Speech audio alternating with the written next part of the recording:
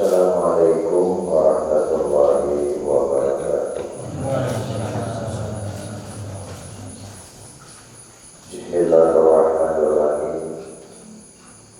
Alhamdulillahirabbil alamin. Allahumma shalli wa sallim ala sayyidina Muhammadin wa ala alihi wa ashabihi ajma'in. Amma ba'du. Qalu subhanaka la ilma lana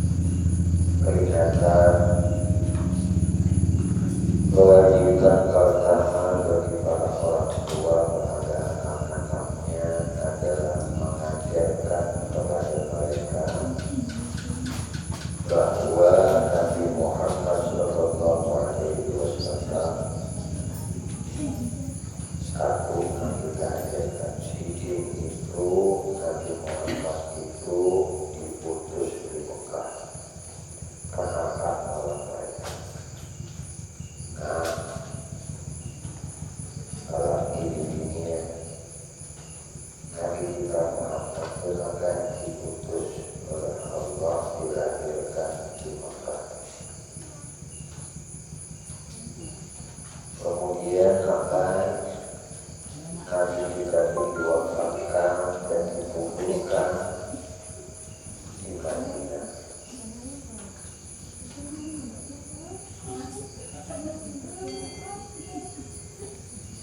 Maka ujian sedikit,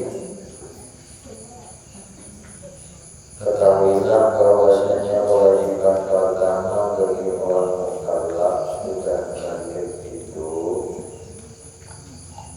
adalah mempelajari dua kalimat syahadat beserta pengertiannya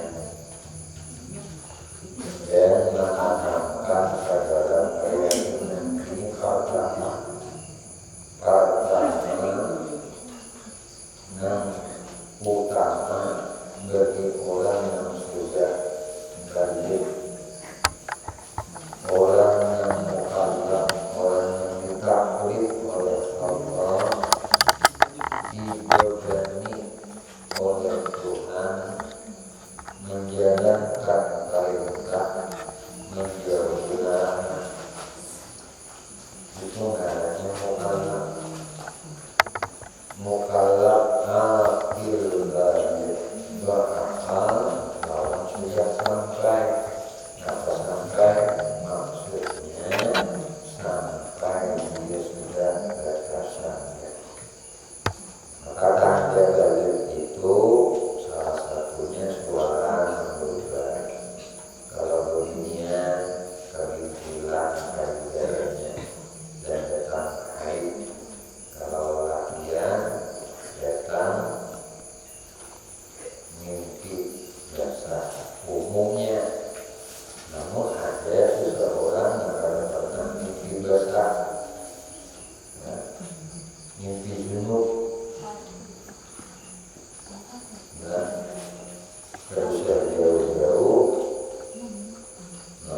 Dia akan almarhum Abah Guru Arif Billah Syekh Muhammad Syekh bin Abdul Qadir itu kada pernah iktilam.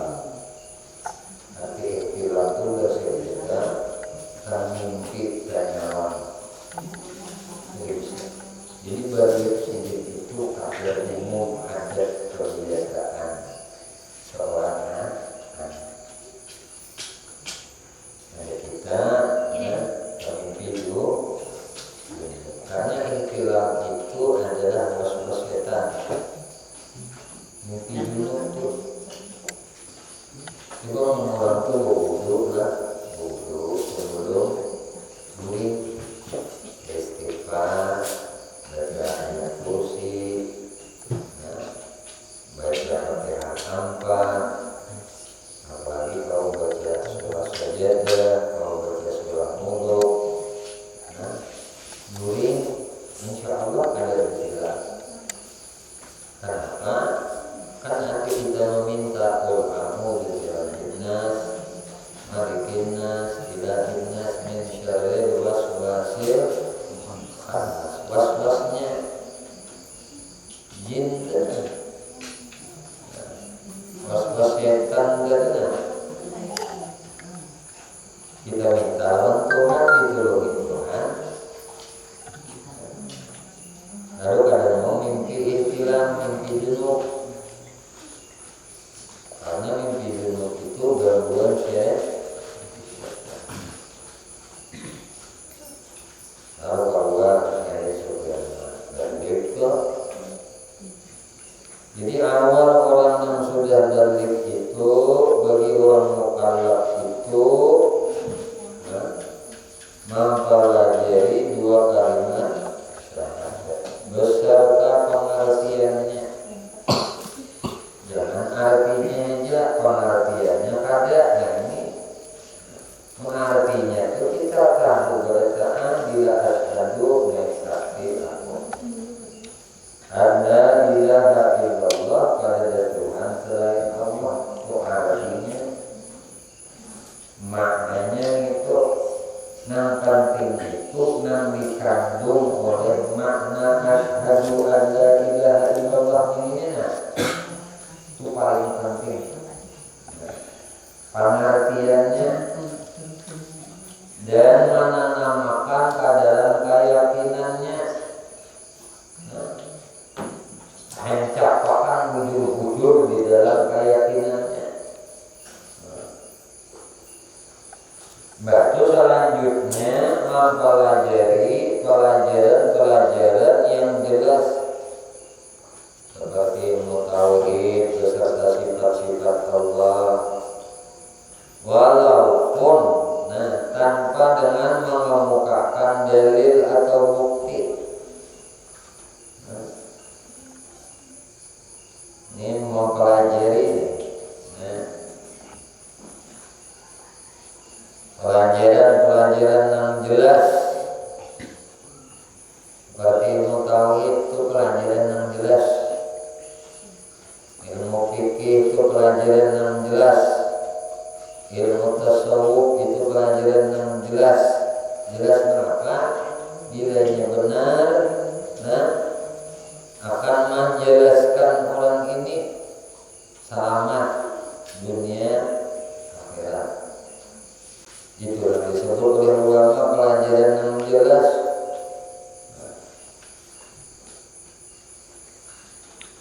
Walaupun inya mempelajari tadi, mempelajari memakrifahi sifat-sifat Allah, walaupun kadang awak mengemukakan dalil atau bukti, apalagi berhujjah lawan orang, kadang awaknya cuma memakai untuk inya kawas dehnya, itu paling batasannya. Kalau untuk melawan hujjah orang-orang Rafidah, hujjah orang-orang Mu'tazilah, hujjah orang-orang yang tergelincir etikanya, itu satu benua minim satu kali. Jadi ketika etika yang salah yang ini, itu yang diajarkan, yang dikemukakan, maka wajib ada yang ahli di dalam menepis argumen atau hujah-hujah orang yang etikatnya tersalah tadi. Wajib ada seko. Bilanya ada, maka wajib semalam mencari ke kampung lain, ke benua lain, untuk mendatangkan kebenarannya. Dan wajib mengutus orang benua untuk belajar ilmu untuk mematahkan hujah-hujah etikat yang salah. Banyak etikat yang salah. Saudara-saudara kita banyak yang tergelincir di dalam etikat yang salah. Itu saudara kita.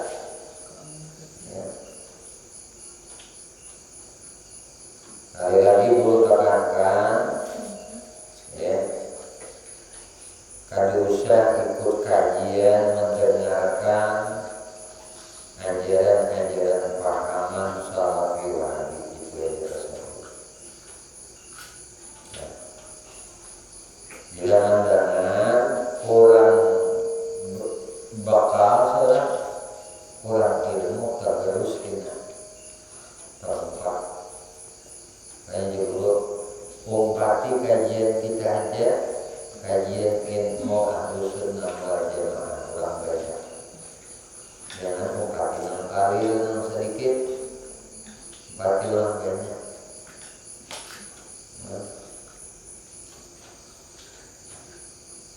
Nah jadi kisah ini nih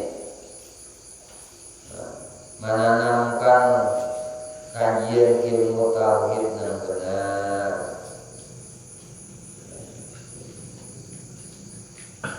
Baru kisah-kisah yang dikisahkan, ajaran-ajaran yang diajarkan oleh ulama-ulama Ahlus Sunnah wal Jamaah. Jangan nonton itu aja di HP kan itu.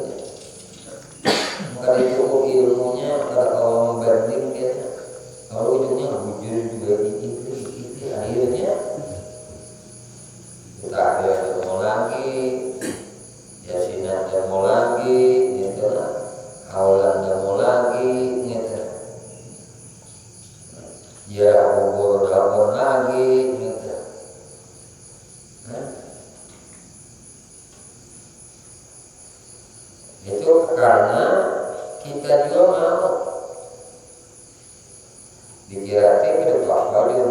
nafsu sudah modal ya rasanya juga sepengaruh kita sekali asik dua kali tambah lagi 3 nonton 4 5 ujungannya udah nafsu udah dibisiki oleh setan. Dibisiki oleh setan sudah mbak menang lah montolah nah kayak tahlilan jarang-jarang kita ini kan kadang menyuguhi makanan lah kalau begitu lah nafsu sudah keluar baru balik dibisikinya setan tuh ini ajaran ini pas bener nah lawan kita cucuk lawan liur nah diri ini sudah bersifat pindah pemalas sudah tambah pulang dapat pengetahuan yang kayak ini banget pemalas. Nah kayaknya ada apa enggak tadinya kita buang-buang duit berapa ratus berapa ribu mau nyari duit banyak di mobil nama beri orang nyari bu cuma-cuma untuk orang tahlil aja pun dapat kaki itu diberi aku bias seperangkat kalau salah sejadah-sejadahnya surga-surganya lain lagi diberi oleh ahli waris nih keluarga nyatakan pahalanya semoga sampai kepada almarhum dan almarhumah. Belum lagi bungkusannya, barakatannya, belum makanannya di situ lagi jamuannya ya. Nah bisa duit kalau sebelum sapi ada bayarnya mah. Nah keterangannya ajaran kayak ini cucuk dia. Nah, topan. Ini caranya dengan bujur jangan sudah kedadangan. Hati sudah dibisiki, nafsu sudah oleh berbuat nakal ini. Berapa? Banyak kalau hikayat itu. Sejarah di zaman Nabi itu beri. Ini dulu kisah sedikitnya Jepang beri. Di zaman Nabi, Nabi menyuruh memerintah Sayyidina Ali lawan Nanggagar menjadi komandan perang itu Khalid bin Walid. Kemana disuruh Nabi? Tolak kayangan. Nah, kulit dia kan diberi hadiah emas. Sampai di Madinah pulang lawan Nabi Sayyidina Ali lawan Khalid bin Walid itu hadiah emas dibagi Nabi pakai tongkat orang. Lalu ada Nandeta ini nyebutnya bapak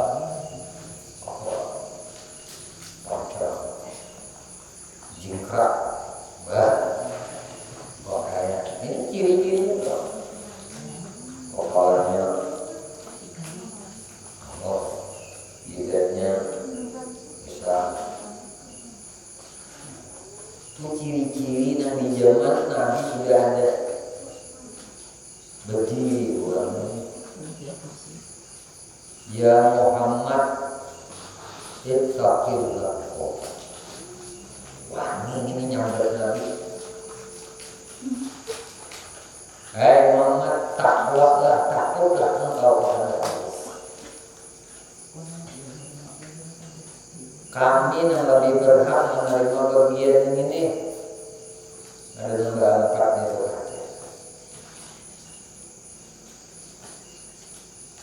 Ujar Nabi, mun akun ini bahasa belajar adalah kadarana aku yang paling takwa di antara kalian. Mun akun ini dianggap keluar daripada kata takwa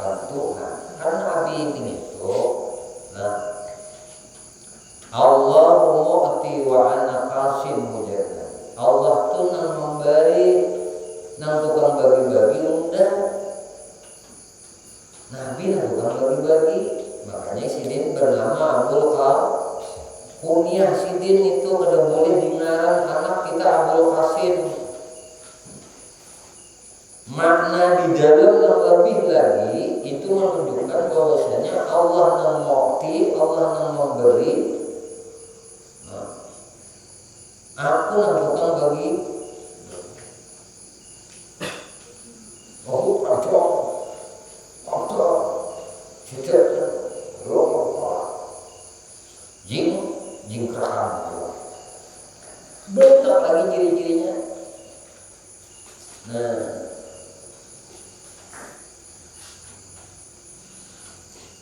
ini jangan sampai mulutnya berkata cinta, batinnya takfir lawan Nabi. Batinnya menghina lawan Nabi, merendahkan lawan Nabi. Itu cirinya. Oh, ada kaitan kisah ini? Ada, karena ini cikal bakal keturunannya, pengikutnya ini sampai hari ini ada. Mereka itu ahli baca Quran. Bacaan mereka itu lebih fasih daripada bacaan kalian. Salat mereka itu lebih kuat daripada salat kalian. Tapi tidak ada iman di dalam hati mereka.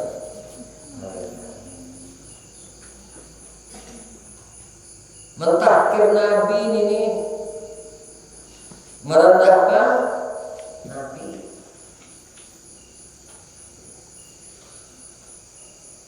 Nang cocok tuami dapat bagian itu lah yang berempat itu.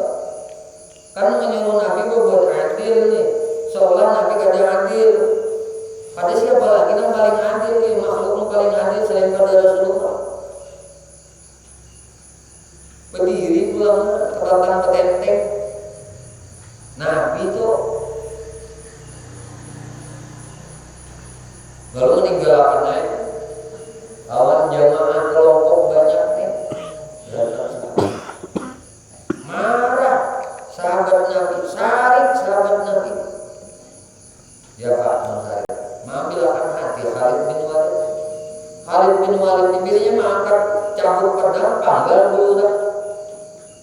Ujar Khalid bin Walid, orang ini sudah kasar dengan engkau ya Rasul. Orang ini menghina akan engkau ya Rasul.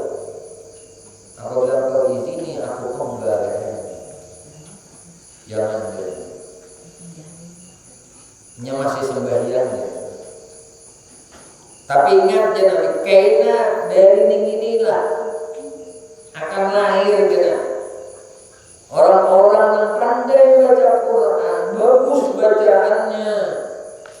Sholatnya kuat, tapi tidak ada iman dalam hati.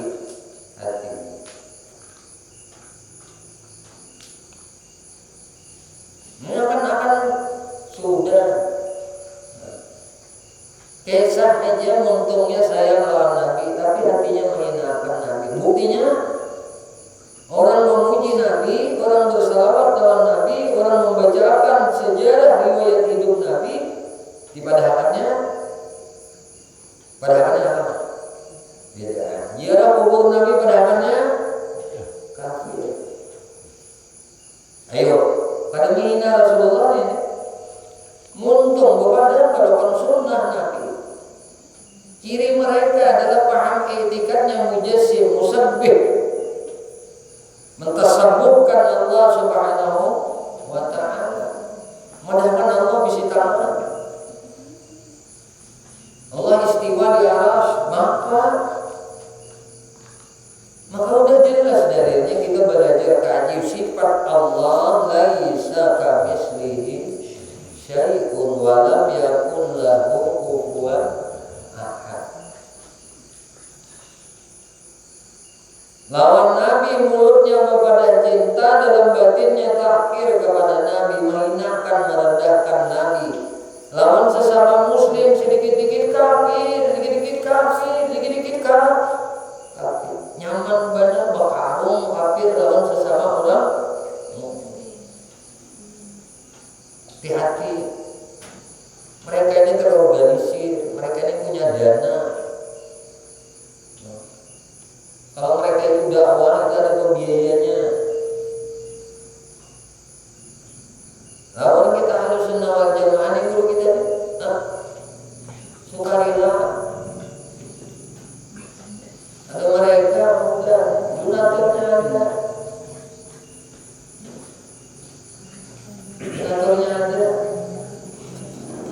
Biar jawabnya ada.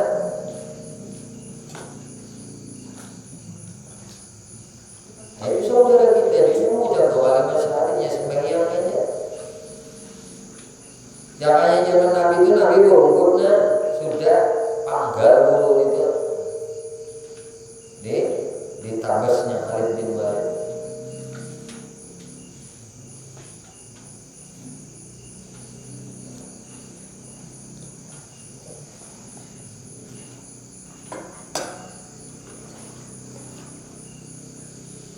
Kita sudah nyaman angka ini.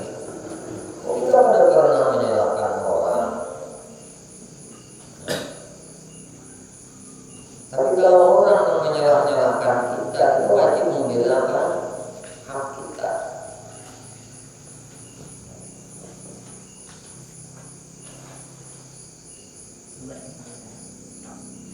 Jadi syukuran kita, selamat ini sudah budaya yang turun-temurun dan bernilai ibadah.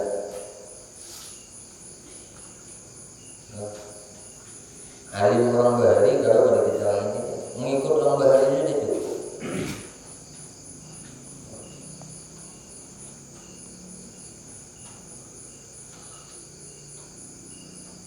Pendeknya kadusah itu guru lah Mama Sani, jangan hendak meninggal kajian mereka gitu. Yang bisa banget memasuki, jarang yang masuki di pesantren aja dimasukinya. Semua kitab aliran I-nya itu disuruh diajarkan untuk sebagai apa aja kita bahasa kita itu apa? Pembanding supaya tahu aja. Pembanding ini ajaran mereka, ini ajaran disuruhnya pembanding dulu ujungnya ini juga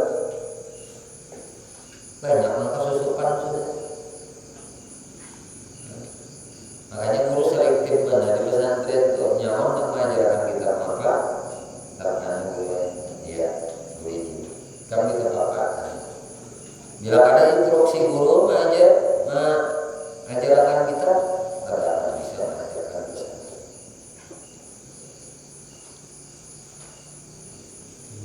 Ujar guru kan usah bila ada siapa orang ini akan rujukan aja perbandingan kalau bisa. Ini kita orang saudara.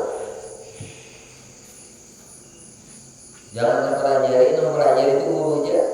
Sekung kan guru cukup, namun nyawa sudah pada tahun itu ya sudah.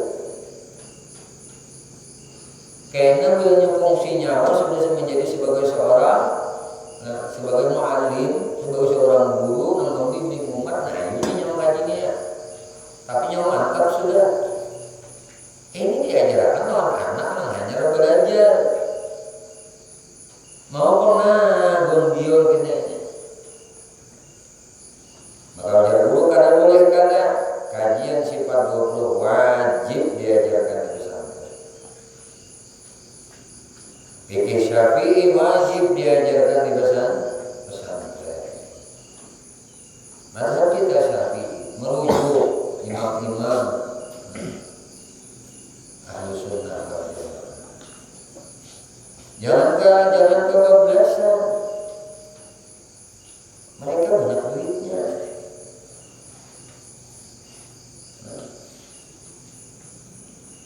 Aku mengumpat mereka itu pesantren anak kayak tingkat 7 di belakang dulu.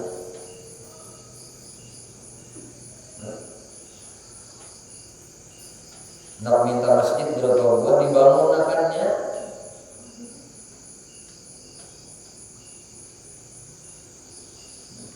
Ya ada pengajian kepian mana sana apa perlunya sana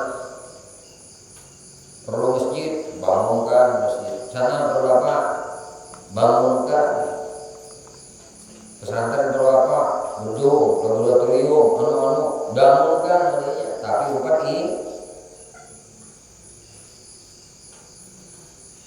biar aja kita apa adanya.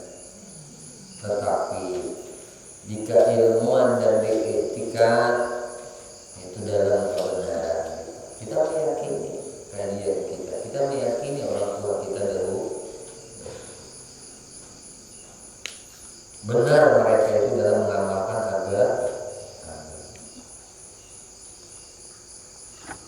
Ya memang hidup ini perlu perjuangan. Nah dari awal inilah kita menanamkan pendidikan agama ini yang kokoh kepada anak-anak kita, regenerasi kita. Jangan sampai itu mengenal keyakinan, mengenal agama sesudahnya berusia, sesudahnya di universitas. Jangan sampai itu pradini sudah kita hanya akhir balik sudah ada pahaman harus sunnah itu.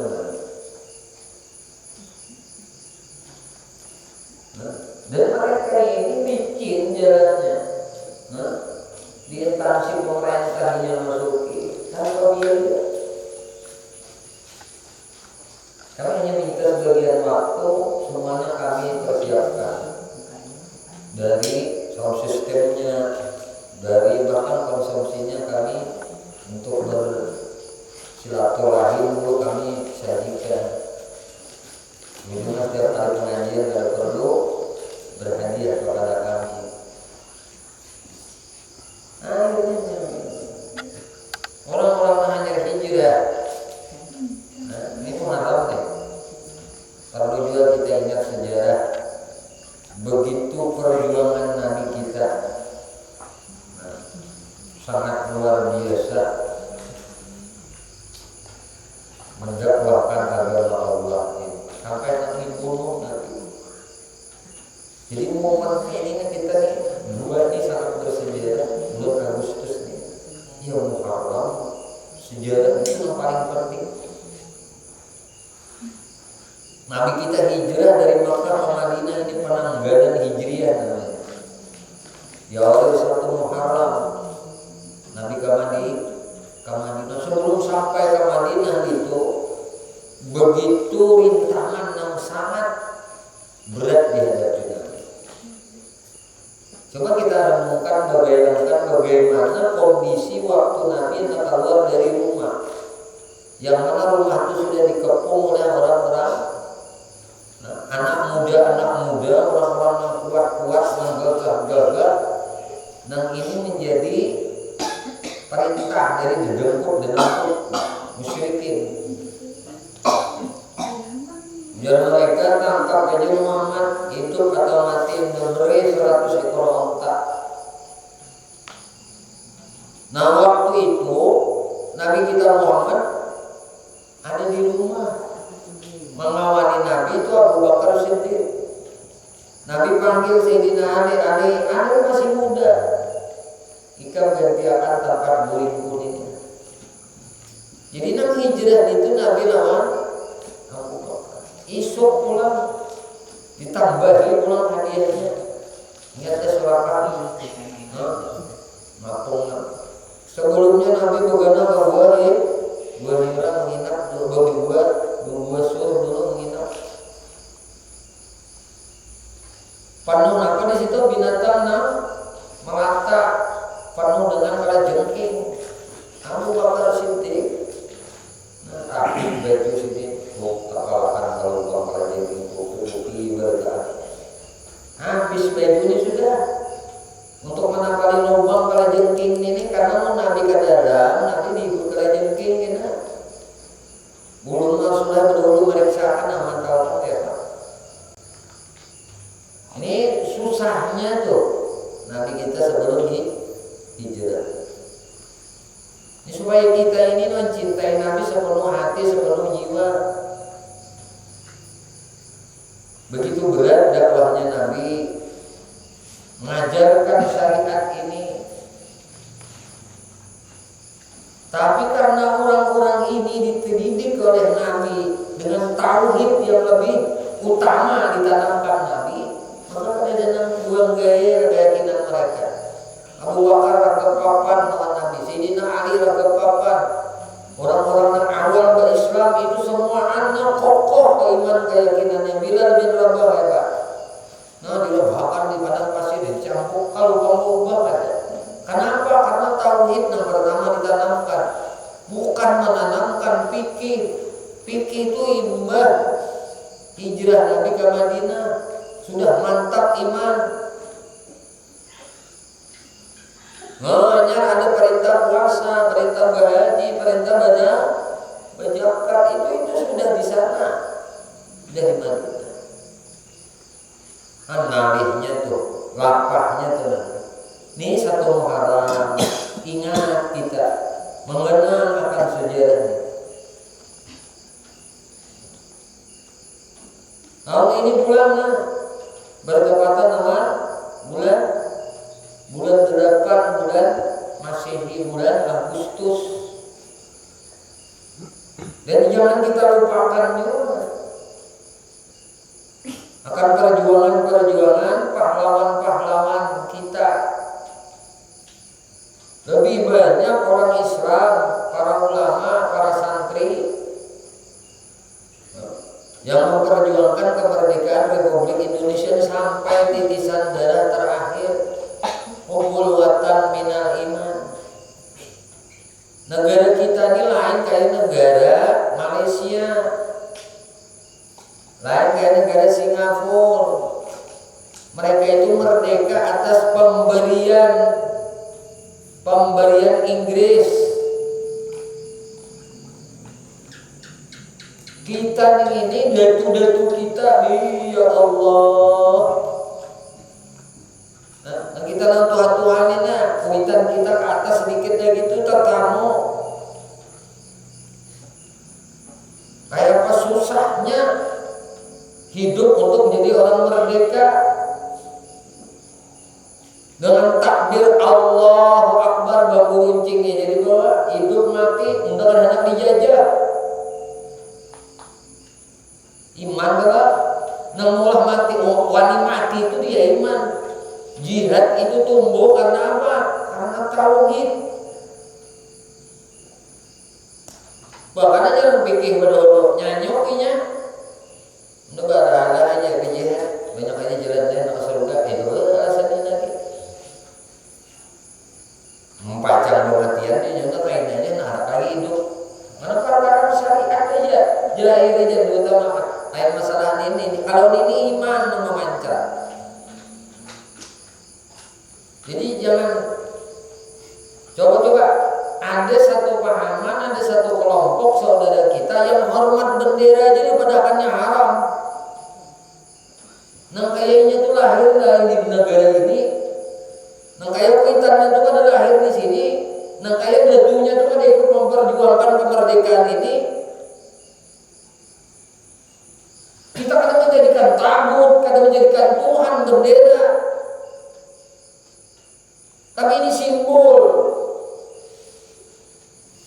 Kita kadang meyakini bendera. Kita ingat akan sejarah orang-orang bahari. Jadi menanamkan cinta negara, cinta tanah air itu wajib juga bagi kita sebagai orang tua kepada anak kita, supaya bisa menghargai perjuangan pahlawan, perjuangan orang-orang bahari. Tanpa mereka, kada senyaman ini kita untuk pengajian. Makanya bahari itu kajian ilmu hakikat itu akan dibumbui oleh orang-orang Belanda itu aliran sesat. Jangan mengaji itu kayaknya tak punta tapi terpelintir karena dibumbui, diadunya, dipadahkan kayak ini inyak takutan. Karena kalau orang sudah ngaji ilmu tauhid yang benar, hakikat yang bujur, ada takutan mati lagi. Kalau sudah ada takutan mati lagi, nah ujar kacir Belanda. Guru ingat dari belajar masalah ilmu tauhid ini, belajar ilmu hakikat. Ujar guru mah bahari nakai ngatinya, nak belajar ini padahal orang sasak lah. Sampai ke zaman gerombolan, bahari sini ada gerombolan.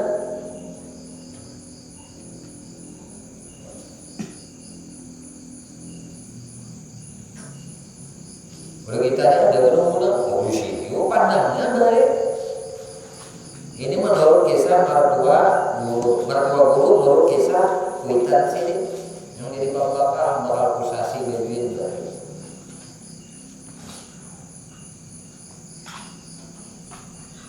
dibumbu-bumbuinya tuh Bang. Jangan ngaji gitu, anak ngaji pikir aja. Wah ini kita lalu diadu-adunya, lalu ulama pikir lawan ulama tersebut itu gilas. Padahal ini adu domba Belanda. Hah? 3,5 abad itu diingatkan anak-anak kita, datu-datu kita tuh dijajah 3,5 abad kada satu mata 350 tahun.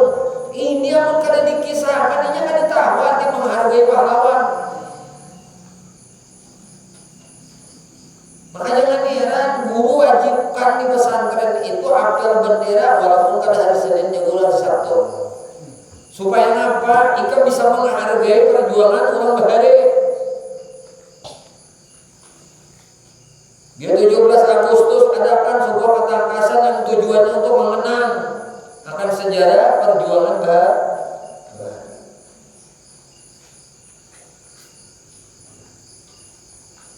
Lalu ada sebuah ajaran, nah hormat bendera kada boleh, apalagi apelnya. Ngini nang diumpati, nah itikat salah sudah.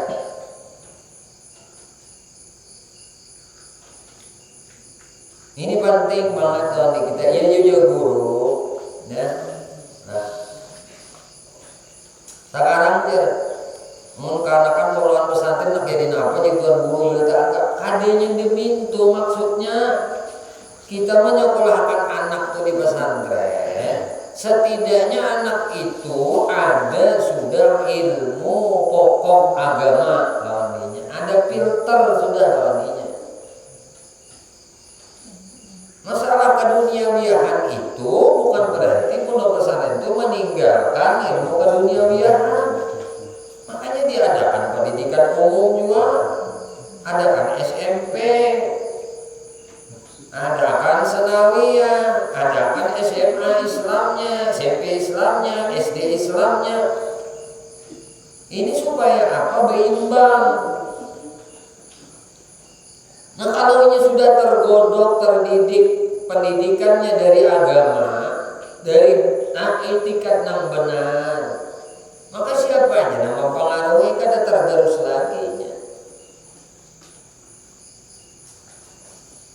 Bahaya itu sekolah umum tok belajar agama kada tapi mau sudah tua merasa diri berhijrah kisahnya ikut belajar agama salah masuknya nang imbas salah masuknya ini ya tak nah saraba bid'ah saraba kada boleh.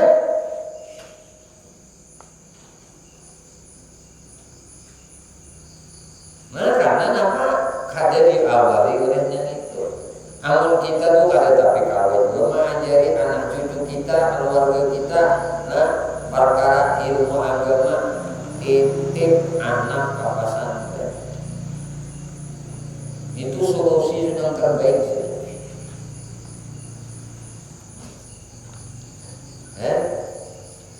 Bagus banget sudah kita ini beberapa tahun yang lalu sudah hidup berdampingan. Info lawan Muhammadiyah, info lawan jemaah tabligh ke depan. Bekis-bekis datang kelompok minoritas ini misalnya umum. Pernah kadang kita orang NU ini bagilah lawan Muhammadiyah. Pernah kadang kita orang NU ini bagilah lawan jemaah tabligh saudara kita yang memfokuskan dirinya untuk berdakwah mengajak orang lain untuk bertaat kepada Allah. Dan kenapa? Karena imamnya sama, etikatnya sama. Jangan dikira jemaah tabligh itu Asy'ari, Abu Mansur Maturidi sama, etikat imamnya ikutannya, tauhidnya, fikihnya sama, sufinya sama, tasawufnya. Tapi sistemnya aja mereka itulah mengajak saudara untuk langsung praktek di dalam ibadah. Ayo kita sembahyang gitu.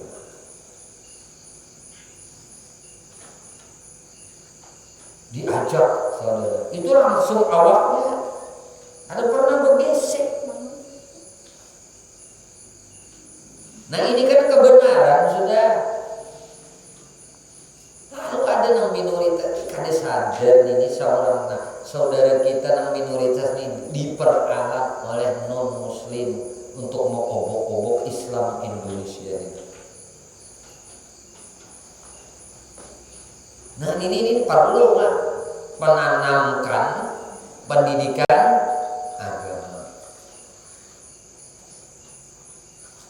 Pendeknya guru bapak santri jangan sampai ikut menonton tayangan itu tersebut. Habis ya. Nah, jangan dimulai-mulai bagian minian.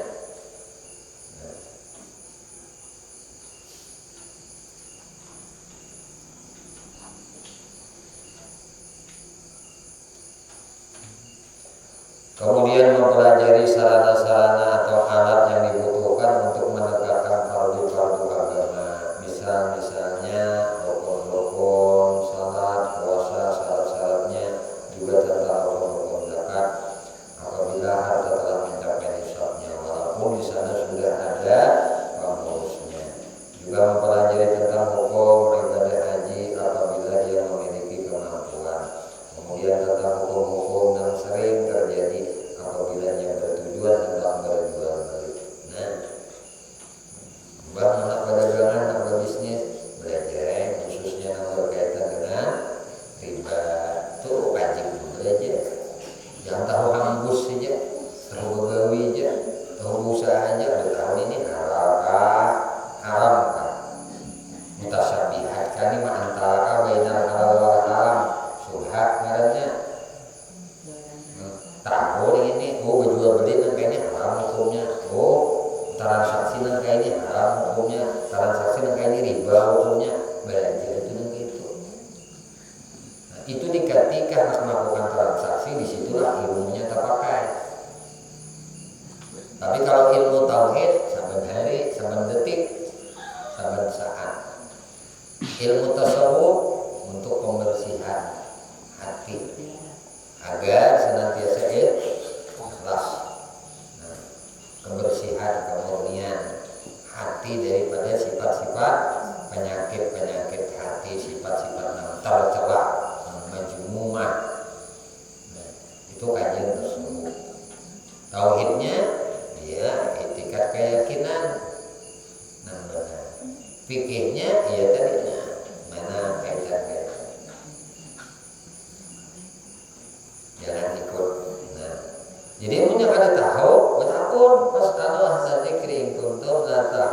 Nah, cuma menuntut itu ketika hendak melakukan suatu perbuatan yang diwajibkan, disitulah dia wajib mengetahui ilmu itu tersebut. Maka ilmu itu terpakainya ketika kewajiban itu sudah datang. Kayak sembahyang, ada setiap waktu terpakai sembahyang, kecuali waktu sembahyang itu tiba. Imma sembahyang wajib atau sembahyang sunnah. Ada yang kita sembahyang sholat 24 jam ada. Nah jadi ketika turun sholat dulu, nah terpakailah ilmu sholat. Asal terpakailah ilmu sholat. Beristinja ada setiap hari, ada setiap jam kita berhira langit. Bisa aja berhira itu sehari sekali aja. Belajar ilmu istinja itu wajib. Wajibnya ketika hendak melakukan istinja ketika buang kecil. Nah karena ini berkaitan, maka anaknya dihukumkan wajib ain 2 derajat. Belum diakhiri. Ibu bapak ada yang bertanya silahkan. Ada harinya pindah hujan, pindah dingin deh. Pindah alon aja deh. Ya ceramah, ada ceramah panjang berdua. Aja juga.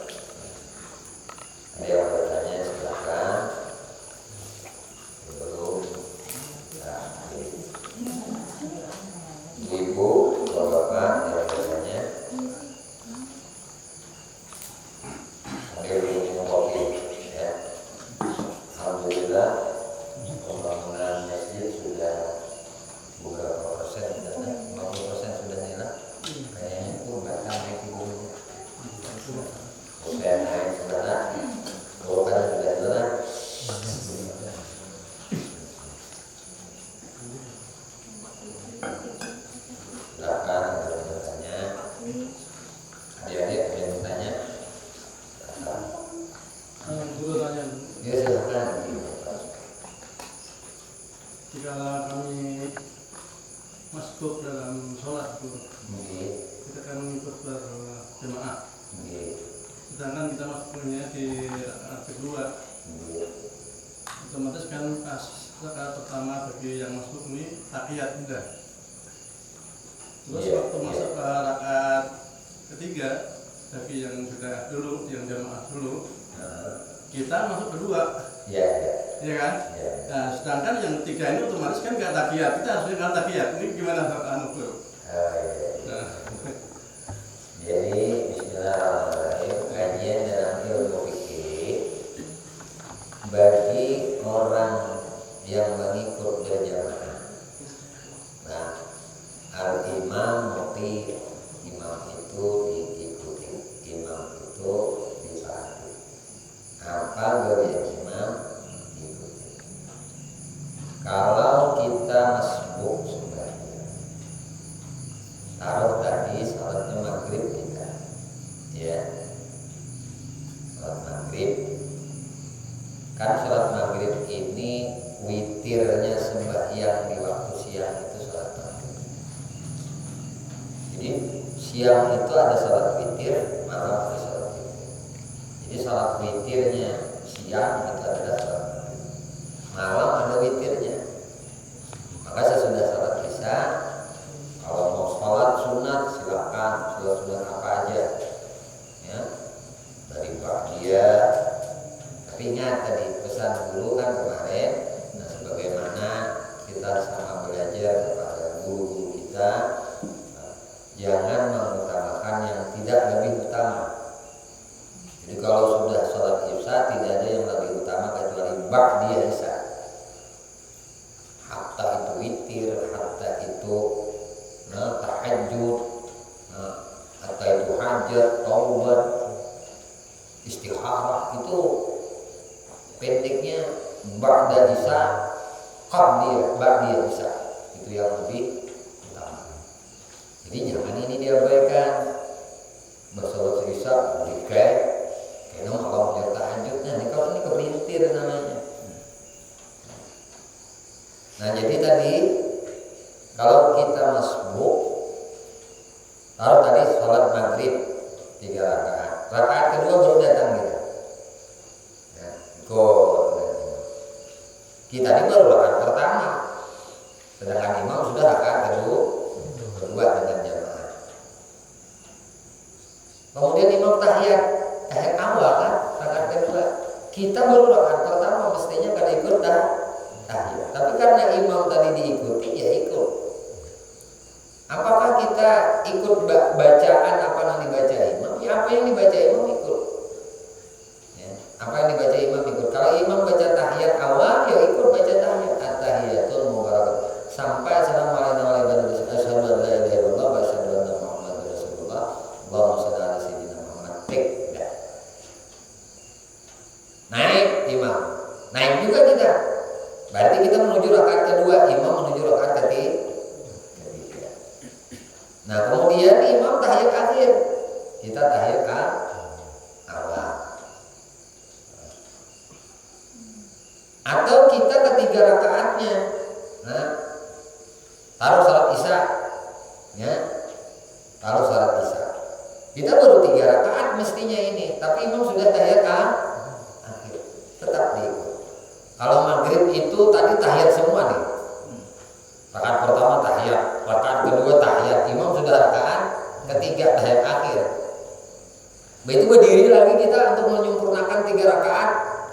Sesudahnya tahiyat lagi kita tahiyat akhir. Ini sholat yang semuanya full tahiyat.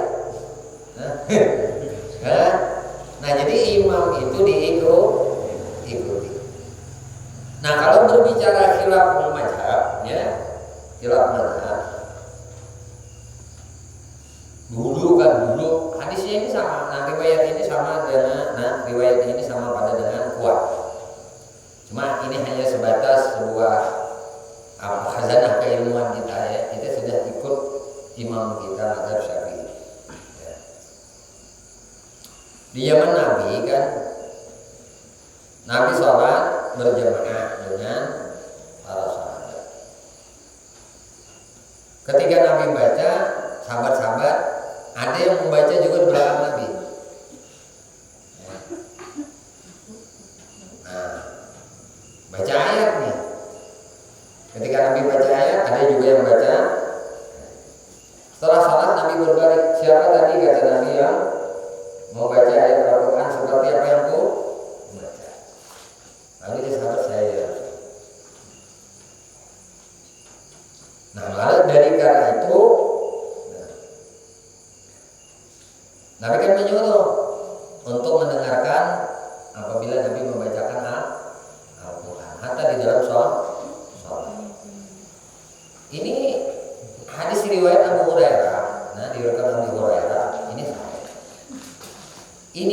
diperpegangi oleh Imam Abu Hanifah. Nah, maka seorang makmum ketika ikut imam tidak perlu bacaan ayat. Dengarkan imam aja, imam pada rukuk, pada sujud selesai.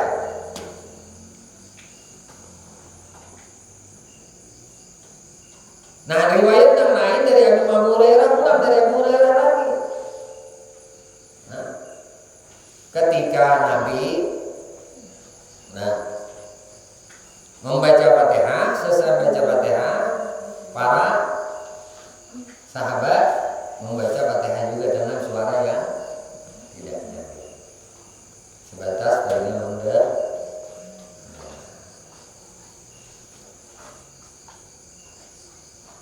Nah, ini sama-sama sahih hadisnya, sama-sama kuat.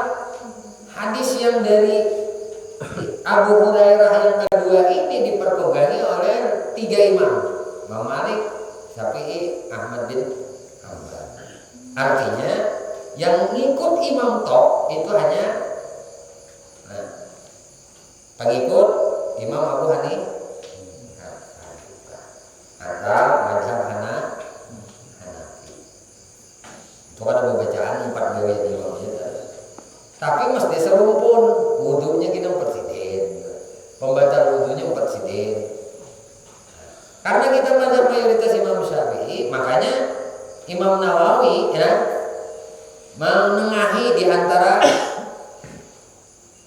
antara pendapat-pendapat ini. Maka ujar Imam Nawawi, hendaklah ketika seorang imam sudah selesai membaca Fatihah dengan suara nang zihar, suara nang nyaring, waladhdallin, seyugianya bagi imam itu memberi kesempatan bagi makmumnya untuk membaca Fatihah dahulu sebelum dia membaca surah ayat selanjutnya. Jadi berdiam sejenak, waladhdallin, amin, diam aja dulu, genakan makmum supaya yang tuntung membaca Fatihah. Nah, ini Imam Nawawi menengahi. Nah, artinya baik pengikut Imam Ahmad bin Hanbal, Imam Syafi'i, Imam Malik, nah itu Imam Nawawi bermazhabkan Syafi'i, Imam Syafi'i. Nah, lalu jadi sidin bagusnya bertahan di situ seorang imam sebelum dia melanjutkan membaca surah, agar si makmum dapat membaca surah Al-Fatihah secara sempurna. Jadi kedua-duanya ini menengahi sidin. Nah, jadi untuk nang tahiyat itu tadi, tetap dibaca oleh seorang makmum, ya, tetap dibaca oleh seorang makmum. Walaupun tadi tahiyatnya jumlahnya jadi 3 kali, walaupun ini di rakaat ketiga, mestinya kada boleh bertahiyat kan gitu. Tapi karena mengikut imam, maka dia melakukan bacaan tahiyat sebagaimana imam lakukan. Paham Pak? Ya. Ada lagi yang lain? Oke, silakan. Kebetulan kami kan jamaah di sini untuk yang waktu 5 waktu. Bersama ini shopnya ini kita pakai sama satu gambar yang satu aja. Sedangkan ini kan shop pertama ini panjang. Padahal shop pertama ini kan utama. Sebaiknya mestinya akan shop pertama ini akan dipenuhi dulu, kemudian pesan yang kedua itu ukur ya. Nah, ini kebiasaan kita ini cuma satu hamba dipasang, terus nanti setelah penuh di belakangnya ini kayak apa? Aku minta petunjuk.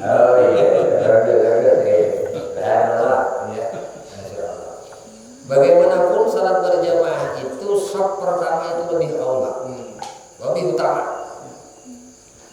Dan susunan shaf itu mesti mencukupkan sebelah kanan dulu, ya, kanan imam.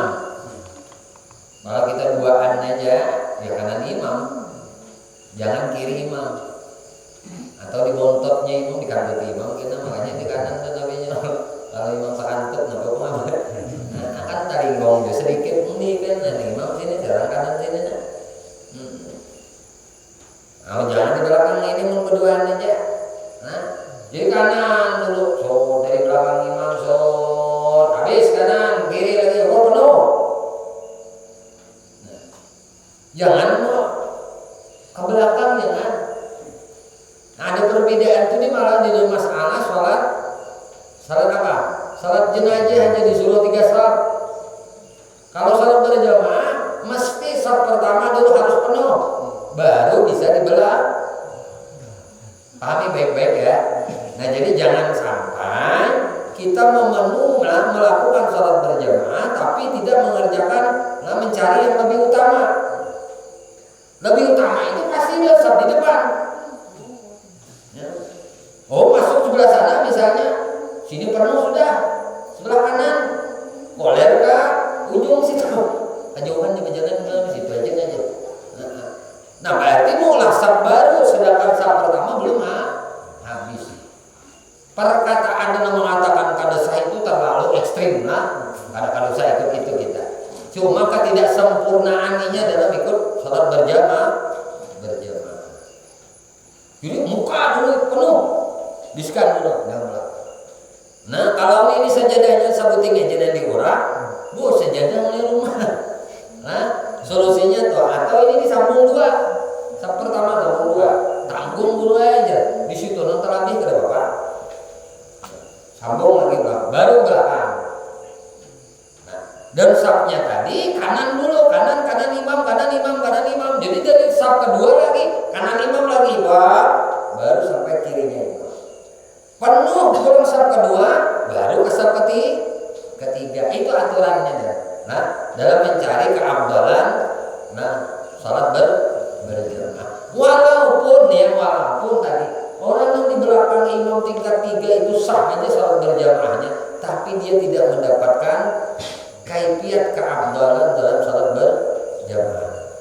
Maka itu Nabi mengatakan sawu sufufakum fa inna taswiyatis shaf min tamamis shalah. Kesempurnaan tamamnya shaf itu, kesesuaiannya shaf itu tamamnya shalah. Min tamamis shalah, kesempurnaan salat berjamaah. Di situ akan didapatkan ganjaran berapa? 27 derajat. 1 derajat bainal ardi was sama. 1 derajat antara dunia dan langit. Kali 27. Sebagian ada yang memaknakan bahwasanya sama dengan 27 kali sholat sendiri. Coba bayangkan, kalau kita asar, maghrib, sembahyang maghrib berjamaah, sama dengan 27 kali bermaghrib, berarti sama dengan 27 hari. Itu sholat sendiri. Misalnya kita diberi oleh Allah kesempatan umur sholat berjamaah ini 2 tahun, coba bayangkan kali 27, berarti kali 27 tahun. Ini keberuntungan. Yang kedua apa? Keberuntungan sholat berjamaah ini pasti diterima. Walaupun imamnya mahayal, makmumnya mahayal, sama kan mahayal pada tanah. Imamnya mahayal hutan, makmumnya mahayal kabur. Di belakang ayam begini, terus mau orang dominanto, ayam aja beratan, ya tuh diterima oleh Allah. Kenapa? Karena berjamaah. Ayo, makanya sembahyang kada khusyuk juga di rumah, baik ke masjid aja, berjamaah pasti diterima. Kalau kada khusyuk di rumah tadinya, bisa aja toh. Ini pasti diterima.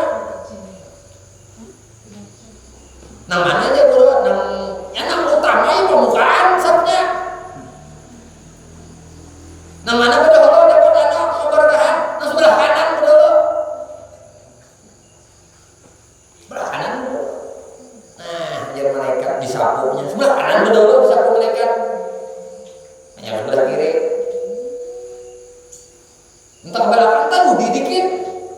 Makanya kan ada sapuan malaikat, makanya biasa dingin kepala tuh ya sapu. Hah?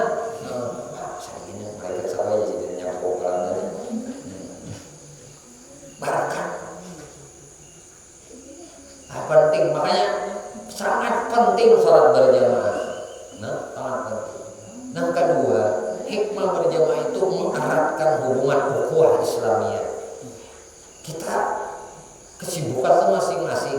Tapi ketika kita berhadap kepada Allah Subhanahu wa taala dengan sama-sama, maka berat itu sama dipikul, ringan sama dijinjing. Keakraban itu tuh.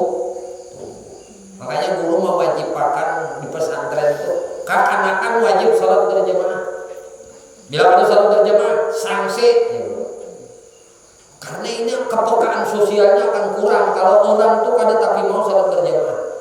Lulu gua. Itu tuh. Makanya kalau dididik dari pradini, anak-anak itu dibuatkan untuk berjamaah. Sampai sekarang guru bingung, anak-anak tuh kada terpakai lagi piring di pesantren. Yang terpakai apa? Talam. Makannya orang berlima. Ini makannya para sahabat. Kebersamaan. Selesai salat, masing-masing kumpul, yuk kita makan ini ada rezeki. Ayo rasa kebersamaan, rasa persaudaraan, ukhuwah Islamiyah, ukhuwah ikhwaniyah itu senantiasa tertancap di hati. Tidak ada istilah bersombongan, aku lebih haram, aku lebih bagus, tidak ada. Itu hikmah orang berjamaah. Maka harapan guru mudah-mudahan setelah ini tidak ada lagi sab yang memanjang sebelum sab depan itu terpenuhi. Maka pian pamulaan penggenaannya dapat. Pamulaan penggenaannya dapat. Sab pertama dulu, sab kedua ada tujuh judi. Ini sab pertama dulu sih. Ibak nyar sab kedua. Sab kedua ibak nyar sab ketiga. Kata jangan kita bawa panjangan beta. Mau jadi imam ini mana? Mau ini belakang berdua, belakang lagi berdua, belakang. Nah, ini dulu ya. Paham sudah bapak-bapak, saudara-saudara sekalian.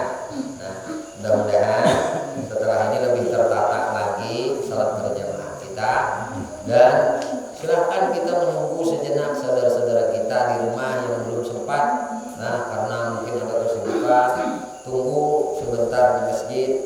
Azan zuhur sudah dikumandangkan.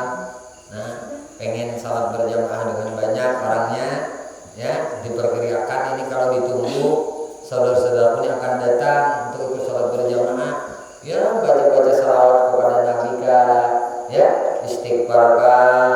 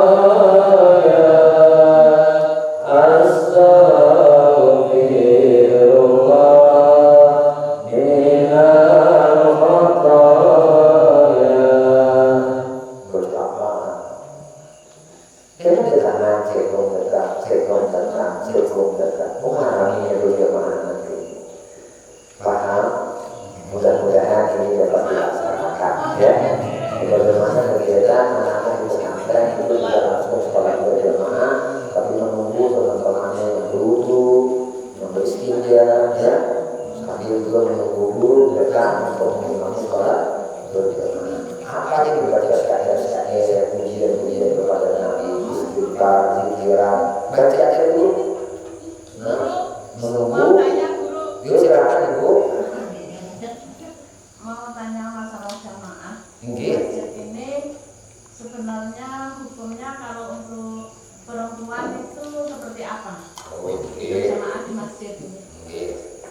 Perempuannya muda, cantik, sudah punya suami, punya cucu, sudah. Ada yang pengen sama nenek ya, itu bisa ya. Kalau beliau rumahnya jauh dari masjid, berangkat sendirian, menurut adat itu aman dari fitnah.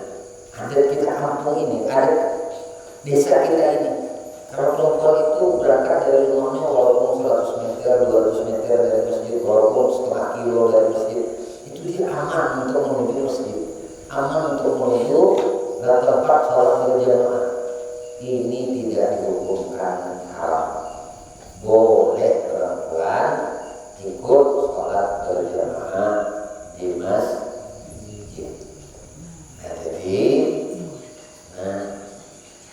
beda dengan perempuan cantik, muda, belum punya suami, atau janda perempuan misalnya. Bila si jentel ke masjid, banyak, mulai yang tua, bikin belakang masjid berkas. Nah, berarti ini kesempatan gara-gara ini Abdul sholat di rumah, ya. Karena ini akan memancing fitnah. Tapi kalau sudah punya cucu, punya mantu sudah kita, kira-kira tenang. Kalau bapak pengen diculik pulang kita aja. Jadi menurut adat sudah aman, ibu ya silakan ikut sholat berjamaah. Menampakkan syiar agama Allah sholat berjamaah. Artinya laki perempuan sholat berjamaah ini memang itu tetapi harus diizini suami. Kalau suami kadang mengizini dosa. Menjadi suami di rumah aja sholat sama aku. Sholat yang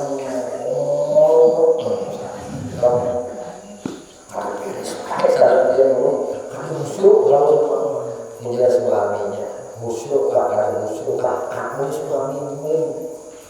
Nah itu abda dengan suami. Atau hari ini aja Pak, sama-sama aja kita ke masjid. Ini yang lebih mantap. Kenapa? Karena sama-sama tujuan untuk memakmurkan masjid.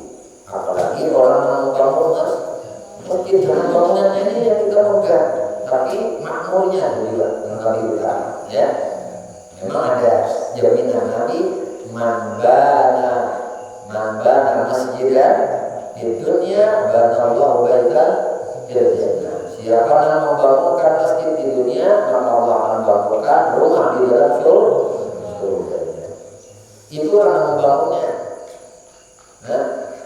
Orang memakmurkannya insya Allah lebih lagi. Makmurkan laki perempuan dan semuanya diberkahi oleh Allah Subhanahu wa taala. Amin. Kami memohon kepada Engkau dosa-dosa kami ya Allah, dosa ibu bapak kami ya Allah, dosa guru-guru kami ya Allah, dosa istri kami, suami kami, anak cucu kami, sahabat-sahabat kami, jiran-jiran kami, tetangga-tetangga kami ya Allah, dan dosa-dosa seluruh kaum muslimin dan muslimat, kaum mukminin dan mukminat, kaum istiqamahkan kami di dalam bertaubat kepadamu, di dalam beristighfar kepadamu, di dalam berzikir kepadamu, di dalam beramal ibadah kepadamu, di dalam bersalawat kepada Nabi-Mu, di dalam menuntut ilmu. Ya Allah, kami memohon kepada Engkau berkah Nabi Muhammad, berkah keluarga